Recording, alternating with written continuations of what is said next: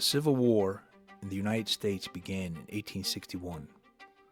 After decades of simmering tensions between northern and southern states over slavery, states' rights, and westward expansion, the election of Abraham Lincoln in 1860 caused 7 southern states to secede and form the Confederate States of America.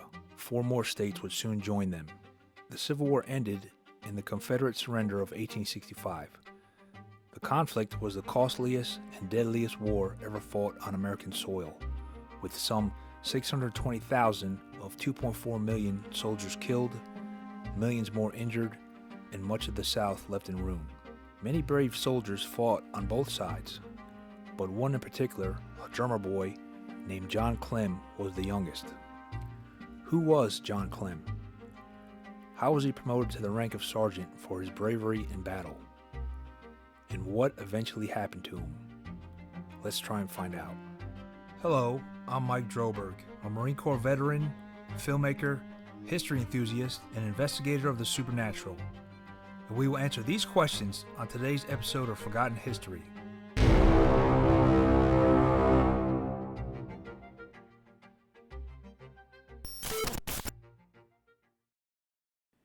In May of 1861, President Abraham Lincoln issued a call for volunteers to serve in the Union Army, and one of those who tried to answer the call was Ohio resident John Clem.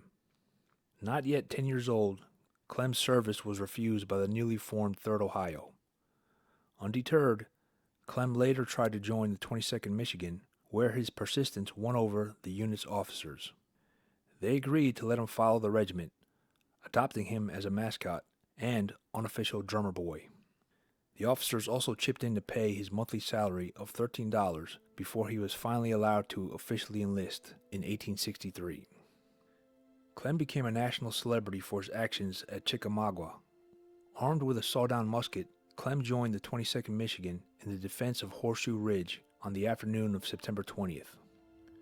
As the Confederate forces surrounded the unit, a Confederate colonel spotted Clem and shouted either, "I think the best thing a mite of a chap like you can do is drop that gun," or called him a damned little Yankee devil, according to various sources. Rather than surrender, Clem shot the colonel and successfully made his way back to Union lines. For his actions, Clem was promoted to the rank of sergeant, the youngest soldier ever to become a non-commissioned officer in the U.S. Army, and became known as the drummer boy of Chickamauga. Clem's legend grew following the battle. One story holds that his drum was destroyed at the Battle of Shiloh, earning him the nickname Johnny Shiloh, and serving as an inspiration for the song The Drummer Boy of Shiloh. However, the 22nd Michigan, Clem's unit, was not mustered until the summer after the Battle of Shiloh, making it unlikely Clem saw action in the battle with that regiment.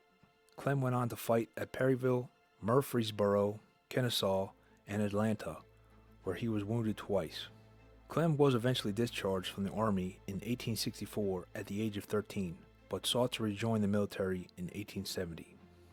Nominated to West Point by President Ulysses S. Grant himself, Clem failed the entrance exam several times before Grant appointed him a second lieutenant in the U.S. Army.